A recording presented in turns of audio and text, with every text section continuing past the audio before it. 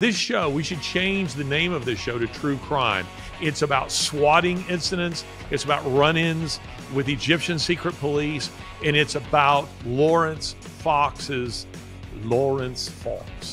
His travails, his legal travails. What we're talking about is an effort to imprison my dear friend here, Laurence Fox, because he's exercised his free speech. I'm the test case for this with new legislation that was brought in, actually by the Conservatives, so screw them. This online safety, online harm, how people can suffer. So I am the test case for that, for which they also want to put me in prison for 2 years. So if they get their way, they will have me in jail for 6 years. This is where the UK is. The UK has become a horrible country. By that I don't mean that everyone in the UK is horrible. I just mean the government, Starmer's government. Welcome to another episode of of WTF. That's the Worlds of Taunton and Fox. And I have been practicing my British accent because Laurence is going to become my agent and get me a job in a movie. And I frankly think my British accent is quite good. Welcome to another episode of WTF, the Worlds of Taunton and Fox. What do you think? If you bumped into me on the street, would you be convinced? Would you be absolutely convinced that I was British? That I was English? More than that I was English. I think it's beautiful, Larry. I do. I think what you're doing with that accent there is real cute. You're doing a great job with that. I was thinking about you today again, that thing you were talking about where you're saying only the first actor who actually met a detective actually, copied what detectives do, and that everyone since then is just copying other actors. And I thought that today because I saw a clip on social media of, what's his name, Robert Pattinson? Robert Pattinson, yes. Is it Patterson or Pattinson? Anyway, whatever he is. Pattinson. He's playing a Southerner, and they said that the tweet said that he refused to go to any kind of speech coach or whatever. And I thought, this is what actors think a Southern accent sounds like, because they're just copying other actors who copied other actors who copied other actors who copied other actors, and they don't actually know what a Southern accent sounds like. The Southern accents in movies, unless they're by Southerners, are terrible. But I think I'm nailing the British accent here. Welcome to another episode of WTF, World of Taunton and Fox. Oh, roll tide, Larry. Roll tide. Is it good? Is it good? It's so good, brother. How are you doing? I'm not gone crazy yet, but I'm on my way. That Southern accent is just atrocious. No, come on now, Larry. You started it. It is terrible. You started it, brother. I'm here now. I know. I want to talk to you in a Southern accent, and I love to do that. So, that is the Southern accent of where you're copying an actor who's copying an actor who's copying an actor. Well, isn't life just copying it?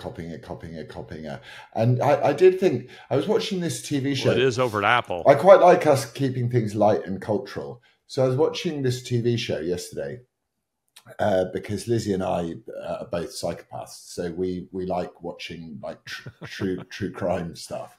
And there was a TV show out on Netflix called The Ripper about the Yorkshire Ripper, a guy called Peter Sutcliffe who killed a lot of girls. I think he killed 13 or 15 girls he killed a lot more, but he only admitted to 13 back in the 70s. And it was amazing to see how unbelievably incompetent the police were. There were little scenes in the show. I don't know why I'm telling you this story. Oh, because it's a showbiz story. There's little scenes in the show where the policemen go, "I'm very confident that we're on to the case of the Ripper. and we're on his tail, and we're going to find him. We appealed to him to come to the nearest police station and hand himself in. It's the best thing to do. And you're like, you're all not even close, guys, are you? And all of the people that tried to investigate the Ripper, oh yes, this is what we're talking about. We're talking about how I am, were the most incompetent, stupid morons you've ever witnessed in the whole of law enforcement. And that was essentially the British police for many, many years. And you think about all the tragedies and horrible things that have happened, and that was one of them. So that's my cultural intervention. But are you saying that everyone in the show, even though they're British, they had terrible British accents? Is that your point? No, my point is it's real life. It was real life. I don't really know what my point is. I haven't worked out what my point is yet. That you found the show intriguing, I think, is your point. Have you seen, by the way, the show? And you talk about dark. I generally do not like things that are dark, but I was riveted by a series. I watched the first 2 seasons of it. I think it's called True Detective. Have you seen it? No. With what's his name? Matthew McConaughey. Oh, I like him. And Woody Harrelson. Oh, I like him The first too. Season is the 2 of them, and they're excellent in that. And it's I don't think it's based on anything true or real. But he's a conservative. Anyway, what have you been arrested yet? Speaking of true crime. This show, we should change the name of this show to True Crime. It's about swatting incidents. It's about run-ins with Egyptian secret police. And it's about Laurence Fox, his travails, his legal travails, and his true crime. I mean, this show, we're chronicling your true crime. Have you been arrested yet? Are you broadcasting from prison? World of Taunton's felonies. I'm here in at Her Majesty's pleasure. I am now. I've been granted unconditional bail. I mean, how grateful am I for my words? I've been granted unconditional bail. But on whenever it was, last Friday, because I basically live now in the courtroom because, I'm such a, I do the worst sort of crimes. Like, I don't do nice stuff. Like, oh, can't say that, Jonathan, you have to cut it out. I don't do child molestation, and I don't do depraved images of children, and I haven't stabbed anyone, and I don't beat people to death. But what I do is speak. So obviously, these are the serious crimes in this country, right? So you're a real criminal then, because you believe in free speech. A proper grown-up criminal. So I went to Westminster Magistrates Court again on Friday, and I was slightly surprised that the Crown Prosecution Service, who I call the corrupt, I'll work out what I call them, corrupt, I'll work it out. I've got a name for them. The Crown Prosecution Service is basically anyone who could never get a job in a law firm. They go and work for the state. They love punishing people, but they can't really be bothered to, punish actual crimes because that would involve doing some work. So they don't bother. So they go after me. And I was slightly surprised because in a magistrate's court, the magistrate can deal with it. And the magistrate, my crime may have involved, I don't know, some punishment of some kind. But this time it was the police who wanted to take it to the Crown Court. So the police, the Crown Prosecution Service and the police and that horrible, vile little corrupt midget dictator, Sadiq Khan, the Mayor of London, who I wish such happiness for in his future life. They announced in the courtroom that they want to send me to prison for 4 years. So I was sat there going, they're like, how do you plead? I'm like, not guilty. What do you want me to plead? Guilty for owning a mouth? Oh, so they, but I also found out something else which was interesting, which is celebrating a crime is still not a crime in the United Kingdom. They haven't managed to get around that little loophole. So if you murdered someone, not that I ever would, either murder someone or B, celebrate the murder of someone, because that's just depraved and horrible, and you start joining the devil's club then. But if you do that, that's not a crime. So I'm still allowed to go, whoopee, they killed someone, or yippee, they destroyed their surveillance state, hurrah. So we'll see whether a jury of my peers wants to send me to prison. I've been doing a lot of training. So I decided that the way to deal with my not major, because I'm sorry to swear, but they're not going to get me down, is you just have to put yourself already in the prison. So you have to go, right, well, if I'm going to go into prison full of a bunch of Islamists who basically occupy every single British prison, at least I could gouge one of their eyes out before the next two pleasured me from behind before shanking me repeatedly in the eyes. Do you know what I mean? So can I claim... that's not an image that I want. That's not an image that I want. But for our American audience here, we can make light of this, but I don't. You're free to make light of it because it's you. It's involving something that's a dire threat to you. But for my own part, I see this extremely seriously. I know you do too. I hope the American audience here will understand that what we're talking about is an effort to imprison my dear friend here, Laurence Fox, because he's exercised his free speech. I mean, when you see on social media tweets that say things like in the UK, in Britain, they're imprisoning people for memes, for mean tweets, that's not hyperbole. That is what is happening.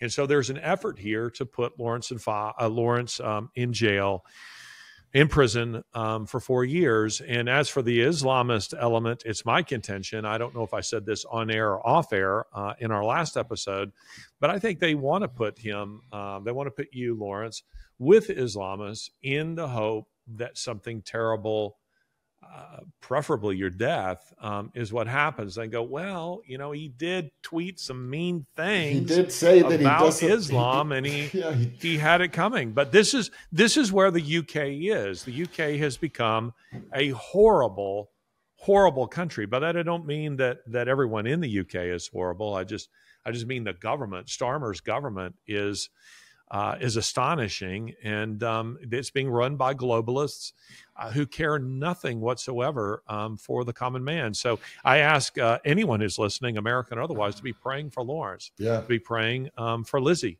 So it's not, the thing is, this is not the first case.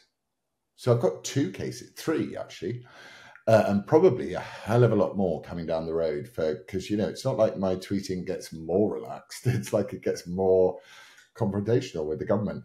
So the first case is the case over the fact that, which we've been over, which is this woman started talking about standards in public life, but she forgot to wear her own underwear. And I pointed out that was probably where standards in public life might start, remembering to wear underwear. And they bought a case. I'm the test case for this with new legislation that was brought in, actually by the Conservatives, so screw them. This online safety, online harm, how people can suffer. So I am the test case for that, for which they also want to put me in prison for 2 years. So if they get their way, they will have me in jail for 6 years. And because I've opted for a Crown Court trial, I am not entitled to any time off or any but we saw what happened to the people that tweeted and went and pled guilty, right? They got sent down for 30 months. There's a guy, there's an Islamist guy in Middlesbrough who beat the living hell out of 2 people who got less than a woman who was a child care worker and her husband worked as a local councillor.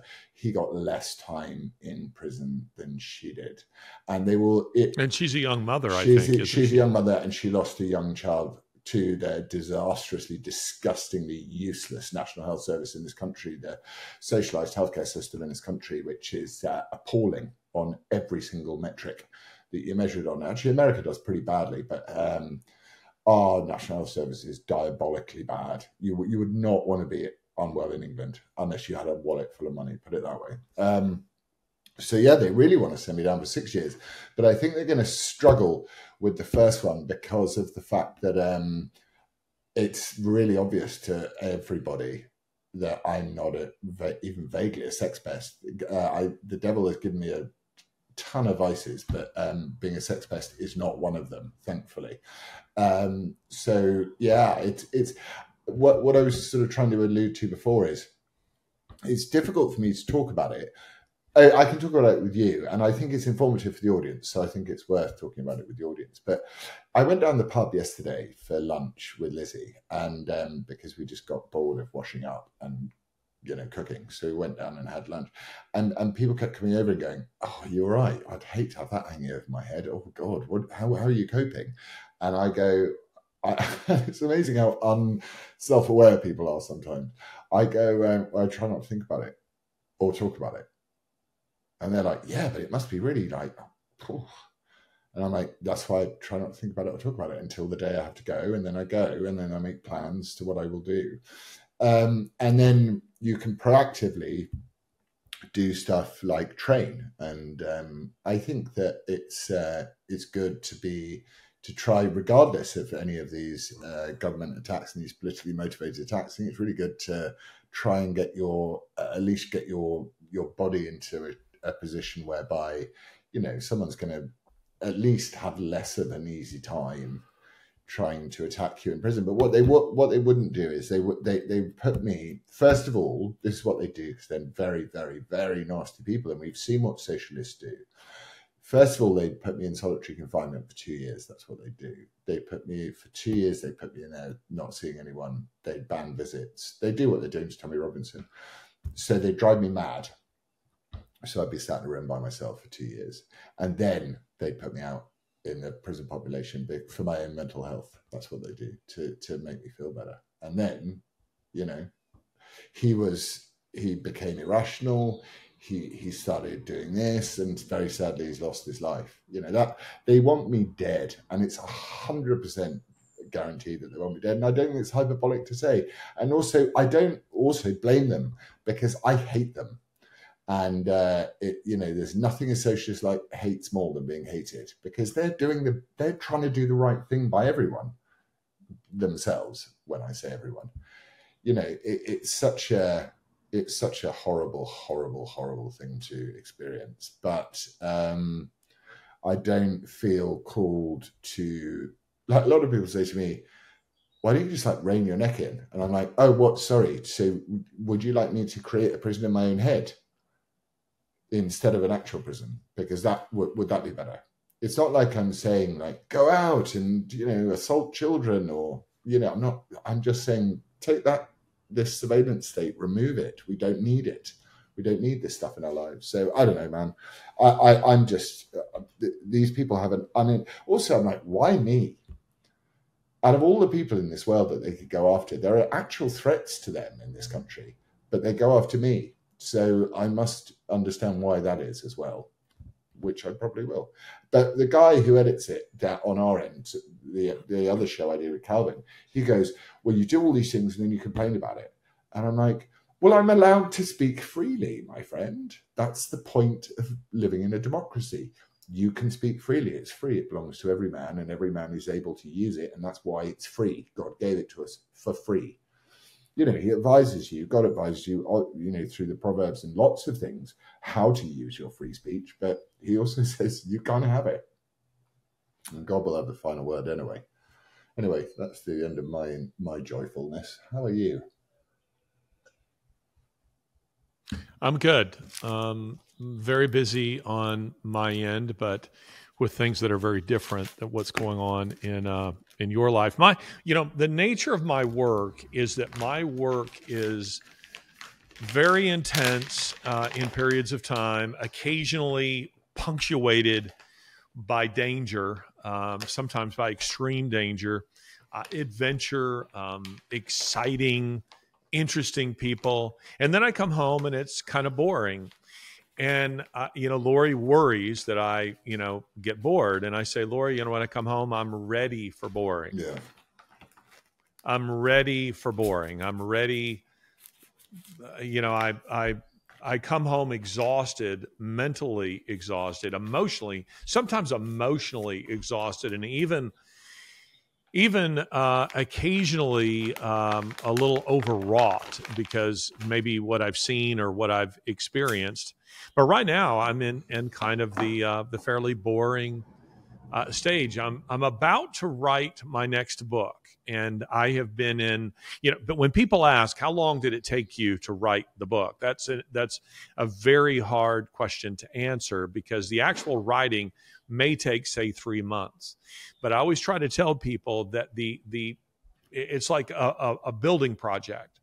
You have a staging area where you put all the raw material, and you are gathering that raw material for months, maybe years, before you actually start assembling it. The assembly process, the writing process, which I love, and I was trained by the best as a writer and as a researcher. I love the process of writing. I really do. But the real work is on the front end. Putting everything in the staging area, all the brick and mortar, all the lumber, all the things you're going to need. And so I've been in this period that I call productive loafing. And productive loafing is when you're thinking about something, but it may look to an outsider like you're doing nothing. You're going for long walks. You're sitting on the porch. You're going for a bike ride. You're smoking a cigar in silence.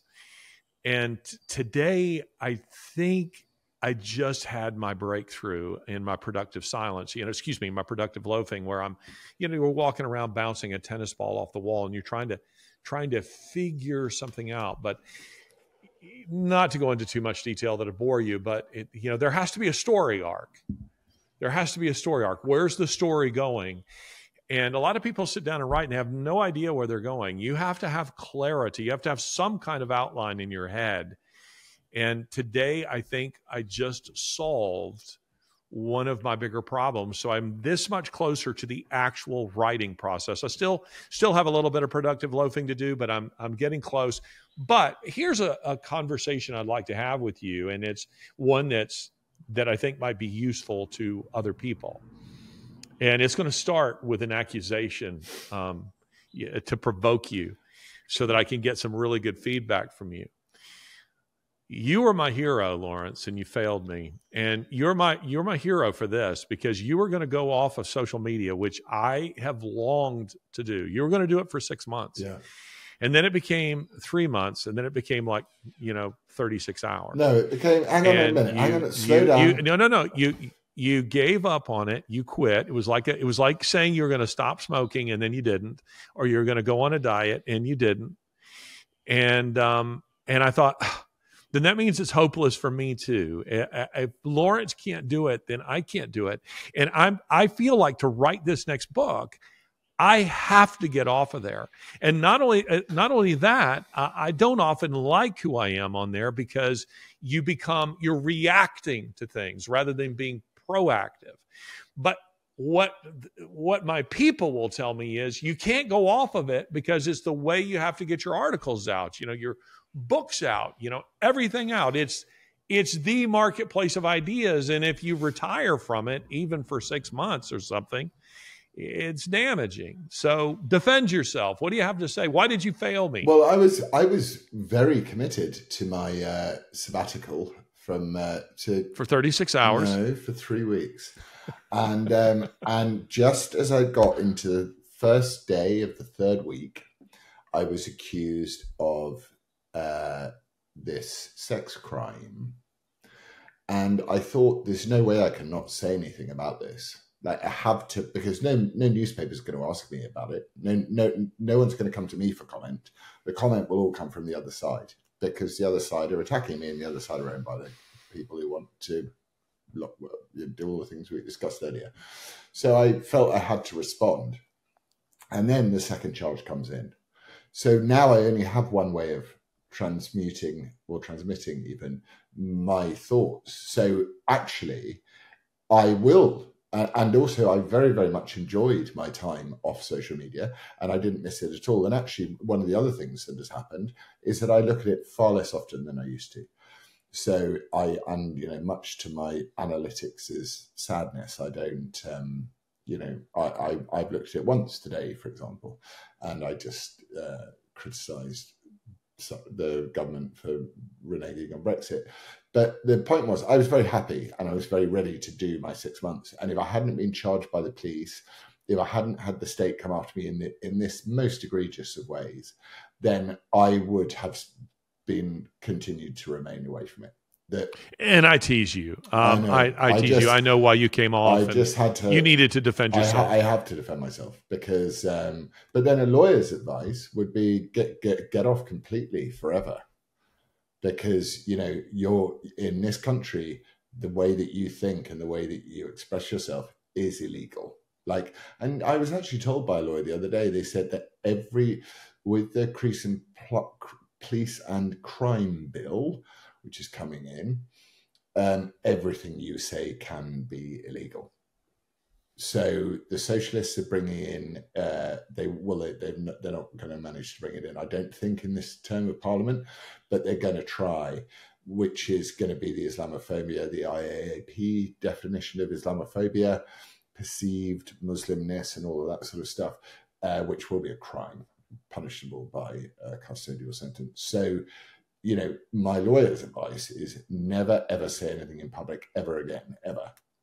And it's a difficult conundrum because you go, like my medium, I have, I don't know how many followers I have on social media. I think I have 600,000 or something. How many followers do I have on social media? I have 612,000.5. So that is an audience, right? And we managed to raise a load of money for this girl who's been in prison for tweeting this week, which is great. So it does have its purposes, which is fantastic. But I do think longer term, prison might be a bit too much of a way of doing it, but be nice to get off again, and I will. I don't see. I think if you're quality enough, which I think there are so few quality people in this world, there are people with huge podcasts who have no quality whatsoever. So I think that if you're quality enough, it won't really matter whether you take 6 months off or not, I think. And you have a bibliography, you have a history. I also, and I think one of the reasons why they don't like me very much is because I was very successful within the establishment environment, environ, and I think that's why they hate me even more. So, I think at some point one will turn it off and live quietly, I think, because what benefit? I love talking to you. I love talking to Calvin. But look at Calvin's life, man. Look at what they've done to him just for supporting biblical teaching. He's like, right, you're done, you're finished, you're over, and they keep stamping on his head. And it's for things that he tweets. It's things that he says that he believes, and it's like, well, hang on, I thought that's what speech is. And I get a lot of, as we're doing the wedding and stuff like this, I told you last week, but, we get a lot of free speech people telling me how hateful my speech is. And I'm like, good. Well, I find your speech boring and dross. So, we're evens. And, but it doesn't seem to work like that. Hatefulness, this idea of hatefulness. What do you think about that? What do you think about hate speech? Well, I think it's a bogus category. Like a hate crime. He murdered someone, but then there's a murder where it's a hate crime. Like, oh, so you mean like in the other instance of murder, it was he really liked them. And but this one is a different category. It has to do with, intent and, supposedly what's in your head and this kind of stuff, which I find pretty ridiculous. I remember probably 30 years ago, and maybe our producer over here will remember the crime, but I remember at the time I was in graduate school, and I would paint houses when I wasn't teaching at Bama, and when I wasn't in class. I was trying to make some extra money, and I would listen to Rush Limbaugh. So I was listening on terrestrial radio, and there was a case that was a very, very prominent case of a guy who had leaned a ladder against a house somewhere in California, climbed up. Some girls are having a spend the night party or something, and their parents are downstairs having dinner together, and these girls are playing together. Anyway, this guy climbs through the window, takes one of the girls, tells the others they better be quiet, and takes that girl away. I want to say her name was like Polly or something. There was a law that came out with her name. But I remember at the trial, the girl was and murdered, and I remember you can't say it on that's YouTube. Right. Get rid of the R word. Mark that. Anyway, the girl was the word that we can't say on here, the R word, was done to her, and then she was murdered and her body disposed of. And anyway, Rush says that at the trial, I remember this vividly, that at the trial, the jury, they're deliberating over all of this, and but they're not sufficiently outraged until at some point the accused gives them all the middle finger as he's leaving the courtroom. And Rush said at this point, they're outraged and they are determined they're going to punish him. And the absurdity of this, that prior to this, what this guy had done had not sufficiently outraged them. It's because it wasn't against them personally. It wasn't against one of their own children. But by golly, now that he's given me the middle finger, we're going to see that this guy gets the death penalty. It's that to me, that's kind of what the whole hate crime thing is about, and hate speech. But I want to say this as it relates to what you were just saying, that people would say that what you're saying is hateful, or what Calvin is saying is hateful. And I've certainly have had that experience quite recently in a speaking engagement where a guy in the audience tried to characterize me that way. We live in a world where, and media encourages people to think like this, that if you speak truth, which is confrontational in and of itself, particularly biblical truth. It's what the Apostle Paul means when he says that the cross is an offense. The cross is an offense. And I see that you have some new ink here. Oh, Pardon me? You like my new ink? I just saw that there. Yeah. The Apostle Paul says the cross is an offense. And what he means by that is that the very idea that I'm not, what you're telling me, that I'm not good enough to go to heaven on my own merits, that someone had to die on that cross for my sins. The Apostle Paul says that it's offensive to our natures. We rebel against it. We hate it. We hate it. We find it offensive. And it's why so many, so goes the argument, never receive Christ, because that notion to them is deeply upsetting to them. Christopher Hitchens, my own conversations with him, as well as on stage, it was the cross that offended him. And he didn't know that he was actually speaking right to the Apostle Paul's argument that has to do with this. And that's because truth is confrontational and it's offensive. Truth is offensive. When you're speaking to a culture that loves to wallow in its sin, loves to embrace, demands that you affirm every kind of sexual deviancy, this doesn't just have to do with your tone. I mean, a tweet doesn't really have a tone. You're not hearing it. You're just reading it. When you speak to a culture like that, regardless of what your tone is, if you're speaking truth, it's outrageously offensive to them. because they demand that you go along with it. You know, I don't know if I told you this, but I've been reading. I was doing a series on Vladimir Putin, which for whatever reason YouTube hates me doing and is suppressing. But I've read a number of biographies. I've been working through a number of biographies of Vladimir Putin and doing some research on him for the last couple of months, because I think it's worth people knowing who is Vladimir Putin. But I found this quite insightful about, you know, for the most part with Putin, we don't really, none of these biographers, two of whom are British, none of them admit that they really don't know Putin. And that's because Putin says really nothing about himself, reveals very little. His closest friends and family will say they really don't know him. So what we're left with is reading his actions.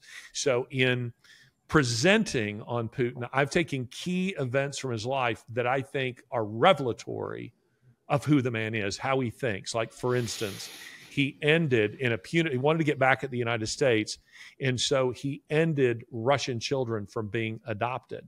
He said they couldn't be adopted. And there were those who said, well, what about the kids who are already in the pipeline? You know, it takes about a year. You know, when we were adopting Sasha, it took about a year from beginning to end. And so a child is told they're being adopted, and they're waiting.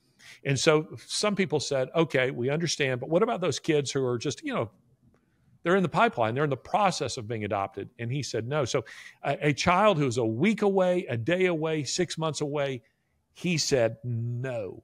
I mean, that to me says you're a scumbag, you know, that you would do that punitively. Well,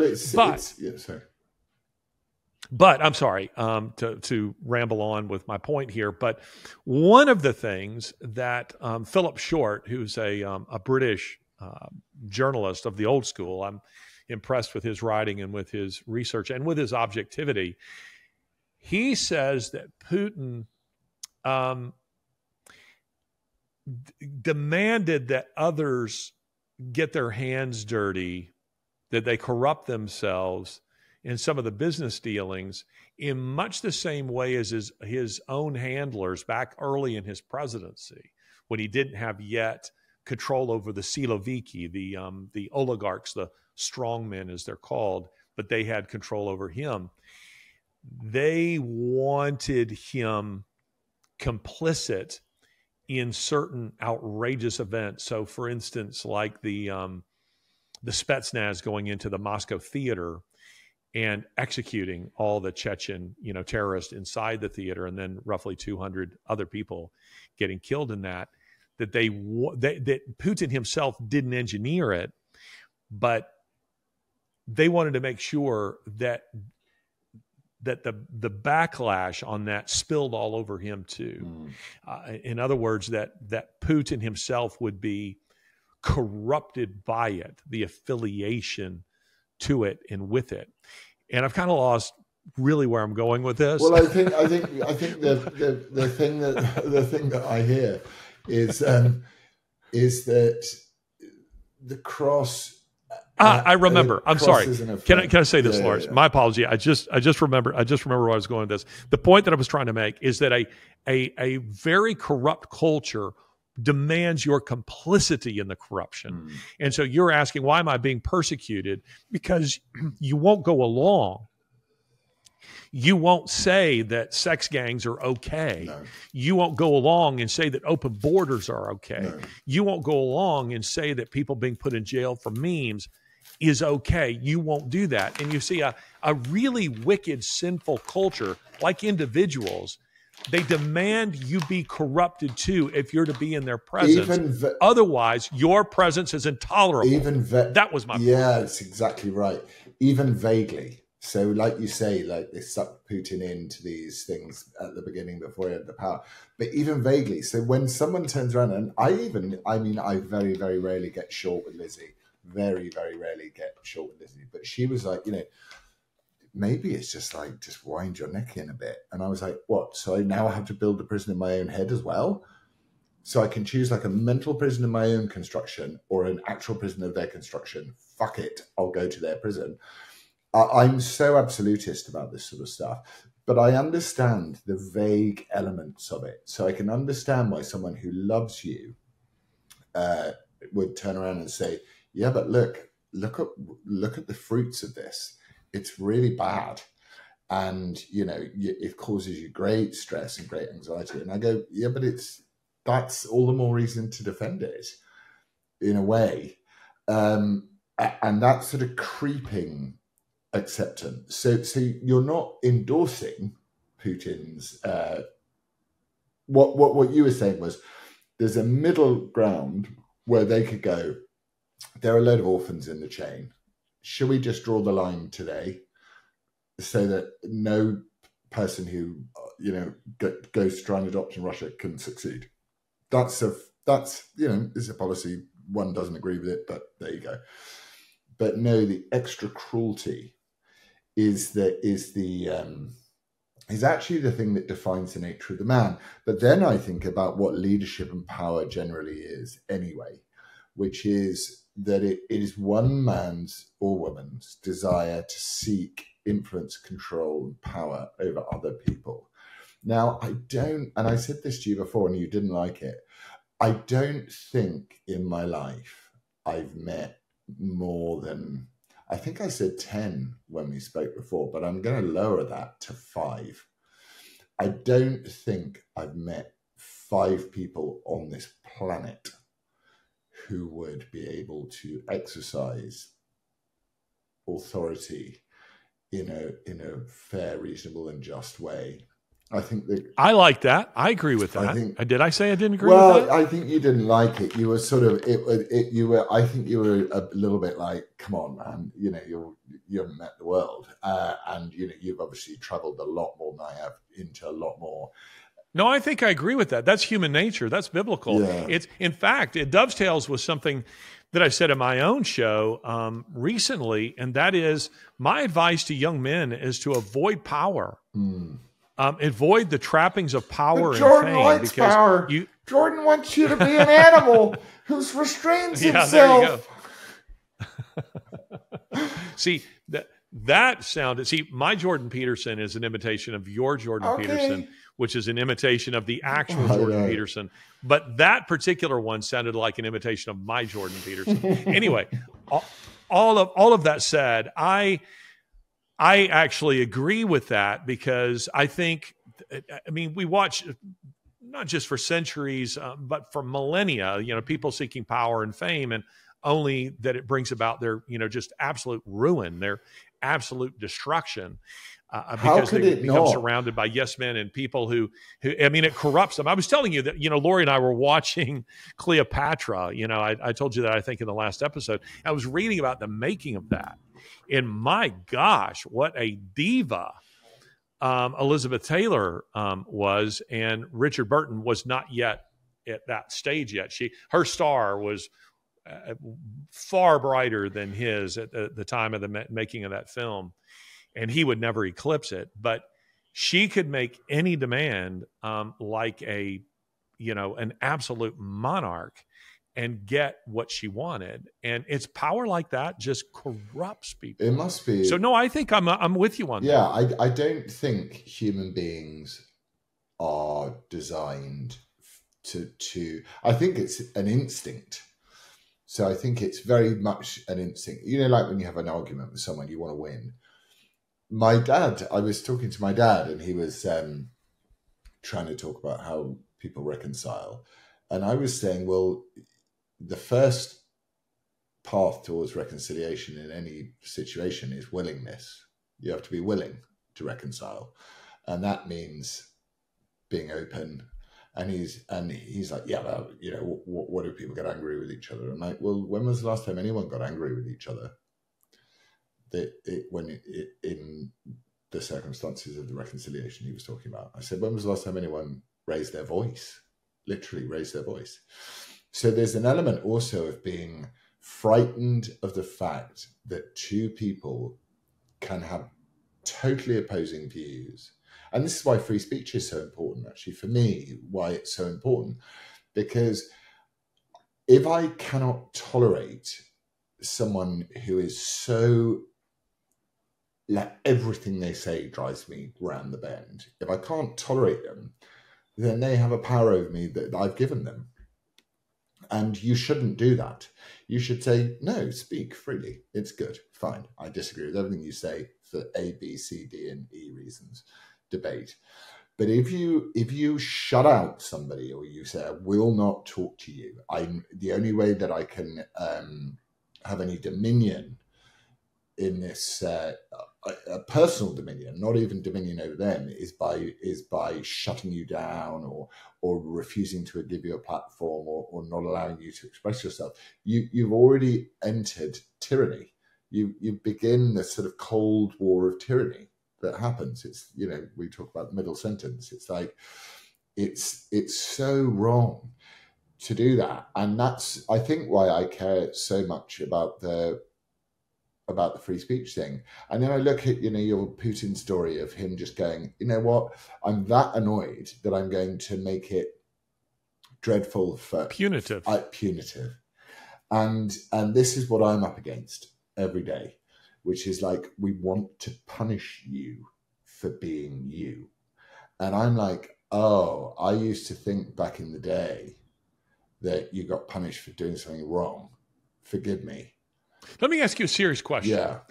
It'll sound like a joke, and it maybe is funny, but I want you to take the question seriously. Okay. What you really think might happen here. Let us suppose that you, with a group of Machiavellian PR types, plotted your rehabilitation, and you came out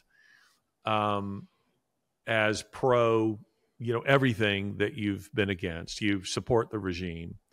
You do a big mea culpa. They give you feed you the lines that you can say in the right venues and in the right places.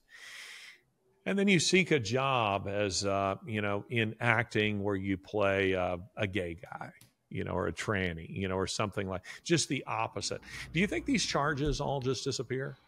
I've thought about it a lot, actually, whether only as an artistic exercise, though, not as a spiritual one, whether it would be, like as a double fuck you to the system to come out with a very, after all, I am an actor and I'm not that bad at it. I probably could orchestrate a personal recovery system, but I think it's probably too late, because I think I say this to others who speak on issues. There's a very famous journalist who I know very well, and they say to me, but I can't be sacked because I'm the most read journalist in Britain. And I say, you can. You literally can. You can go from, cock of the walk to feather duster, as Piers Morgan quite like to say. But there are some people who don't know what it's like to cross that line from the light into the shadow, never to come back, And until you've done it, until you've crossed that line and willingly done so, you have no perception of how much damage the world will do you. So I would say that the short answer is probably I could do it. And the long answer is it probably wouldn't work, because I would have to, I'd be embracing a dying ideology, which is very clear for all to see. We've had approval ratings for our Prime Minister in again today, and they're just tanking. The guy is tanking, and he's dreadful. So if I suddenly embraced wokery now and started walking around with a set of heels on, and I've got really nice calves, so I would look good if I went down the path of hot mess chick. It would just be too late. So the real crime but it wouldn't be for this government. For this government, because I think, and what do I know, but I suspect they would make you a poster boy for their cause and say, look, there is hope for you people out there who were once like him. Look at him; he's recovered now. He's better now. He's better now. He's better now. Now he's come out as gay. He all this kind of stuff. I think But that's I'm what really they want. offended. But come back I'm to my point offended by about the gay thing because, you know, I'm not like most Christians. Well, not most Christians, but, you know, I'm not like a lot of people. When it comes, I'm very like, I don't care about the gay thing at all. It's never bothered me. It's, you know, just, yeah, I've had gay men try and come on to me. It doesn't bother me. It's not a red line that someone can't cross. But a red line that someone... Well, it's a red line for me. I know it is, and that's fine. You be you. Yeah, but exactly. It's called free speech. We can talk and disagree. But it's not a red line for me. So, you know, I've had gay men come on to me. It's fine. And I'm just like, I'm not gay, but you're quite handsome. But my point is much more that this stuff is not about tolerance or sexuality or anything like that. It's got nothing to do with that. It's about imposing a set of ways of thinking, not even what you're meant to think. So people always say, teach your children how to think, not what to think. It's much more pernicious than that. It's what they've done is they've taught your children how to think what to think, which is even more dangerous. Because, you know, and I have this with my son every single week. I go and I spend time with my kid and I talk, and we have really deep conversations about stuff. And he is a very, very, very, very smart young man. And he's been told how to think, what to think, because the schools know that they're going to go back to their parents and the parents are going to go, that's bollocks. And the kid's going to go, well, is it? So the schools are no longer like it's kind of socialism 2.0, 3.0.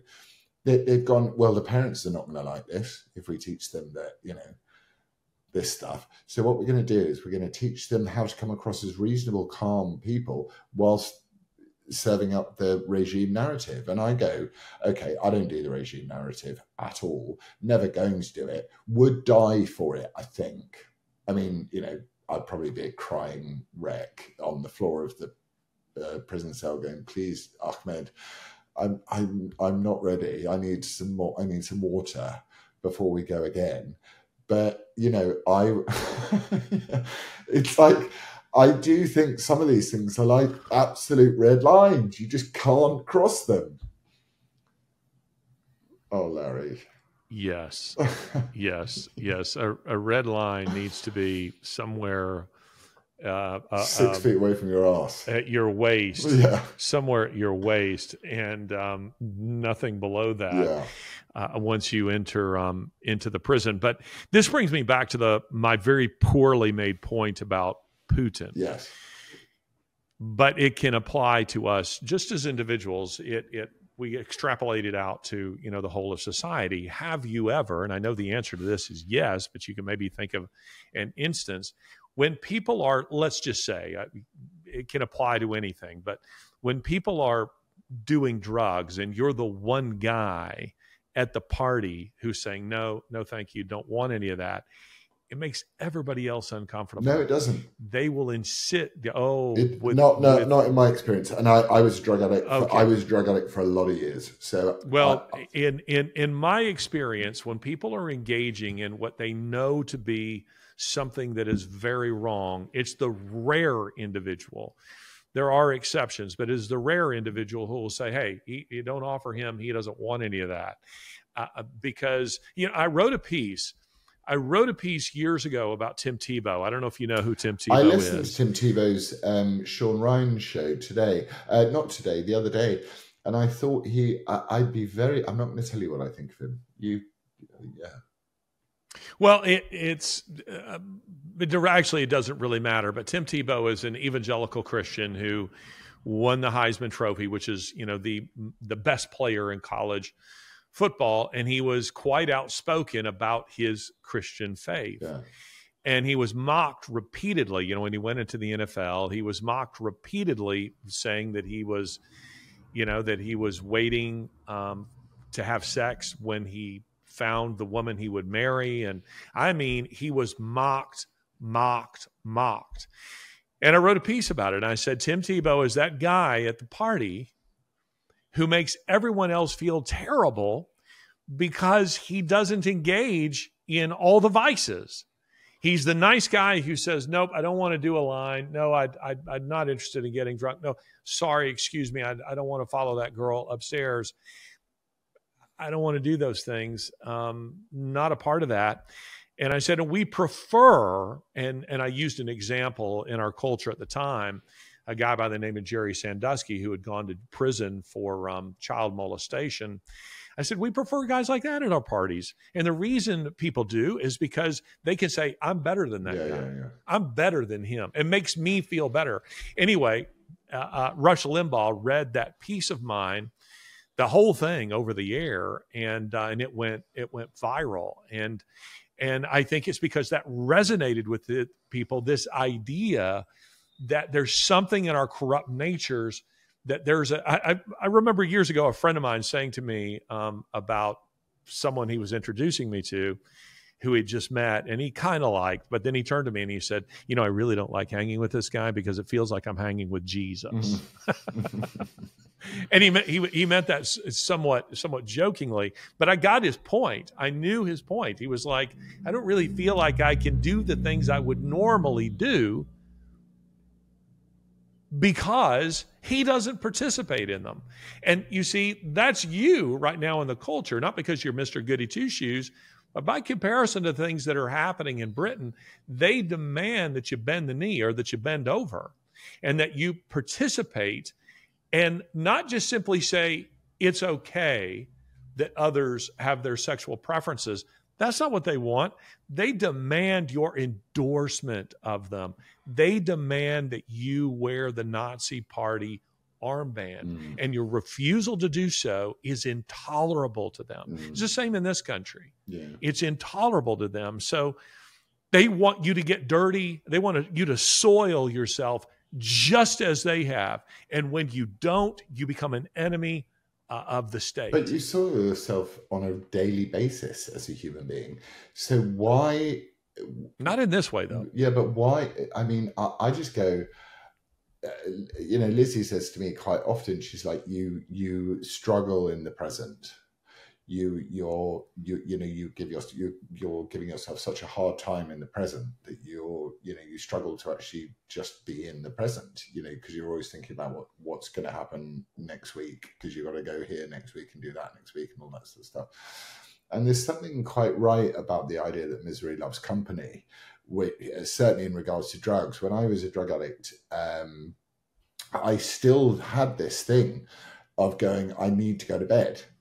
Regardless of how much drugs I'd had, I would be like, I have to go to bed because I have to wake up in the morning and I have to have like a normal day. I would never go on like 3 or 4 day benders, for example. I just would never do it. I would go, even if I stayed up till 5:30 in the morning, I would sleep until 7. And you know, whatever it took to get me to sleep.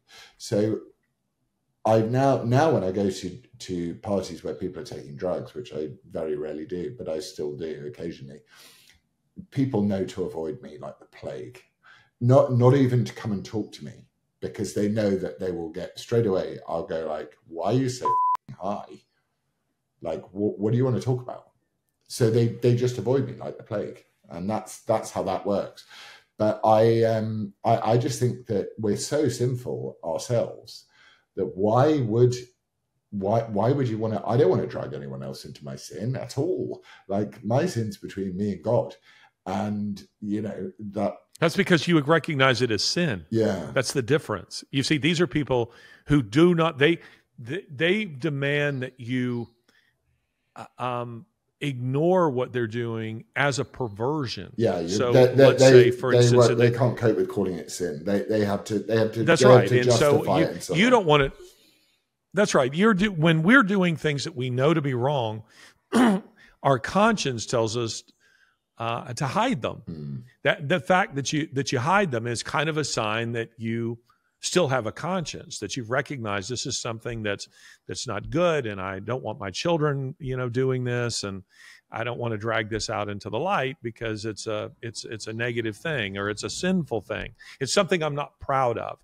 These are people, they use deliberately the word pride. I know.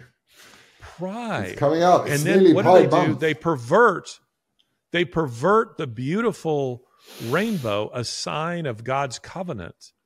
and they demand that you celebrate it for a month with them. Just using that as an example. I'm going to be burning that you flag. Celebrate it. I'm going to be burning that flag. And they've done this. They've done this with abortion. It's not. They decided that the way to get abortion mainstreamed was that it had to be made into a positive, not a dirty secret, as it should be. Reproductive health care rights. In the dark corners, but it needed to be something. So a website was established, shout your abortion, T-shirts, celebrate your abortion, T-shirts that say, I've had 5 abortions, things of this nature. Let's make it a positive. Let's make it something to be celebrated rather than something that your conscience is telling you that it is. Having been in a very long-term relationship with someone who'd had many abortions, it was very, very, very interesting and very, very tragic to see what happened when they actually did have a baby. Because the morning of, they suddenly knew what they'd done, and in that way, I'm astonished that abortion isn't the central issue of human existence, really. I'm Catholic that way, but I've seen, and it's not just one woman, it's many women I've seen who've had abortions, who have then gone on to have children, and I have never, ever seen something so absolutely predictably true to exist, which is the fact that they mourn the loss of the child they murdered at the same time as they're trying to love the child they've given birth to. And it's just one of the greatest tragedies of life. And anybody, again, this is a red line for me, anybody who tries to fudge and misconstrue and obfuscate and mislead people that abortion is anything other than the murder of children, to me, I wouldn't give them much of a time of day when it came to a conversation. I wouldn't be like, oh, that's interesting, explain to me why. There are no arguments. It's a very simple, very, very simple thing for me, which is like, it's not you. To your point, have you seen this video of Jennifer Lawrence? I don't know where she's speaking, maybe at Cannes, or some sort of interview that she's giving. And I have generally not found her especially intelligent, but in this particular interview, she is talking about motherhood. She apparently is a new mother, and how it's transformed her, and you can see it. The way she's talking, like, wow, I had no idea. Everyone should become a mother. She's saying this has changed my life and these little human beings, and oh wow, I had no idea. And it dovetails nicely with what you're saying. What's coming out in her is this innate maternal instinct that's just pouring out, in this interview, and it's fascinating to watch. I think that's so wonderful that because she has been a bit sketchy on a few topics. So if she's had a baby, I mean, why are we here? Go forth and multiply. That's why we're here. And that's the reason why we have orgasms, and it's the reason why that love can never break the love between a parent and a child. So it seems so simple to be able to promulgate within society the idea that it's wonderful to be a mom, and it's wonderful to be a dad, and it's wonderful to care about your kid, because what that does, it just removes a load of sin straight away. And this is a confession. I selfishly wanted to become a father to deal with some of my incredible vices, and the person I was with's incredible vices, to give us something else to do. It was like, and our kids have been the greatest blessing ever, really.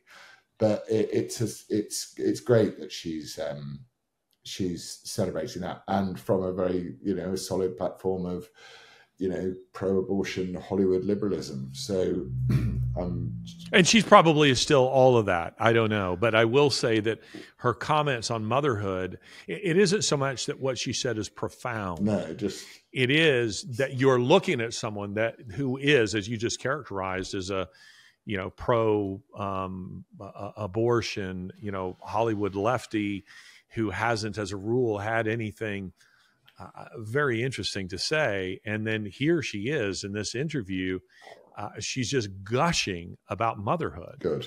And it runs so counter to the Hollywood narrative. Well, maybe that's a good note for us to end this episode of WTF. I have to run off and do yet another show. Yeah. And you're welcome to join me. By the way, something that I look forward to doing, I was looking at it yesterday and I meant to send you the website, is Spitfire. We need to fly Spitfires. Yes. The 2-seater Spitfires, those things look awesome. And we need to do it. And here's the thing. I just realized, can I quickly tell you something? When you told me this last night on the phone, when I was still allowed in the grown-ups where the establishment are, I was invited for either the coronation or the 50th anniversary of like winning the war or whatever. I was invited to be the main narrator of the big World War thing in front of tens of thousands of people in London.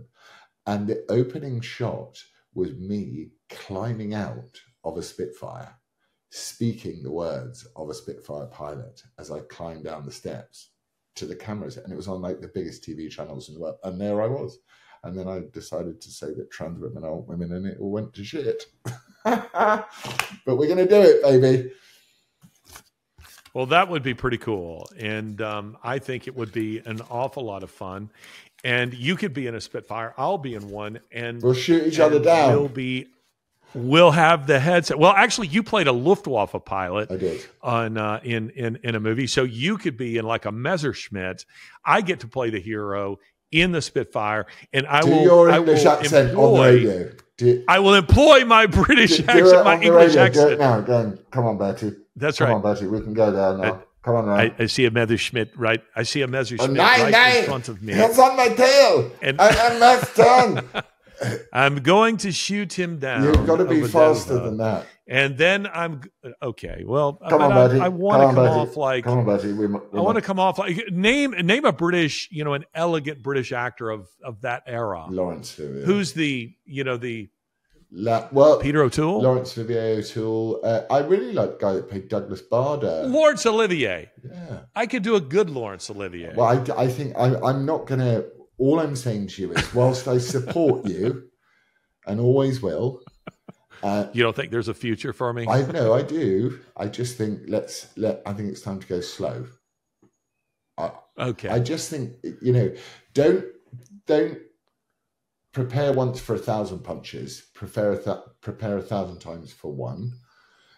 And that's what I want. So maybe in my first role, I just play like part of the ground crew. We're ready. He's ready, sir. He's ready to go up, sir. Yes, sir. We'll send him up, sir. And then I walk in and go, what the fuck are you doing here? Get out of the way. End scene. And then I say in my practice British accent, yes, sir. Yes, sir. That's it. Oh my God. This is a movie. Who knew? This has been another episode. This has been another episode of WTF, the World of Taunton and Fox. I love you. Brought to you by me, Larry Alex Taunton, in my posh British accent. Been a great honor. English accent. Been a great honor to speak with you this evening, Larry. I like that a lot. It's the worst. I've been thinking it's the worst. Good times about all the things we're going to do with Spitfires. It's going to be nice. I'm going to love it. I love planes and guns and Bama. It's going to be good. I'm leaving. Fine. You get out then. Leave. You leave. No, don't leave. Bye.